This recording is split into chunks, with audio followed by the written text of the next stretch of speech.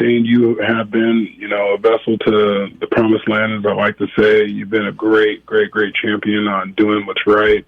My hat's off to you and John Thornton for guiding me and steering me and big brothering me into, the right direction. Doing community work means a lot, not just, to, the community and what you do, but it's a good thing for yourself to get out there and, give people a smile sometimes. You never know what people got going on. And, every hospital visit or every charity event Shane had or, I end up growing into, it's just such a positive thing that you just wish, there was more stories like that. Guys get put in a position and get put on the pedestal of being a professional athlete and, just being that warrior that comes out on the field, and, runs through the tunnel and all the good stuff. But, at the end of the day, we're normal people. And, sometimes you run into scenarios that, touch you dearly because of something you've dealt with in your life.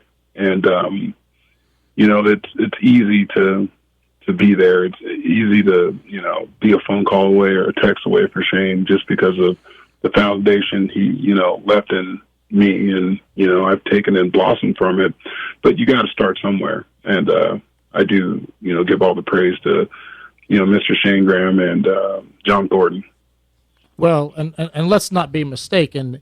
He's also, as he has developed over the years, probably on some levels also been a good influence on me as well because, I make my mistakes and I have my, vices and things like that. And he's kind of been there for me as someone to guide me as well through a lot of those things. So I think it was kind of hand in hand and vice versa on both of those realms.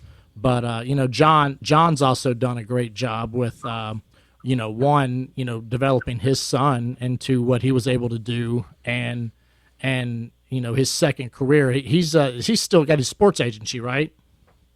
Yeah, he's at Rock Nation. Yep.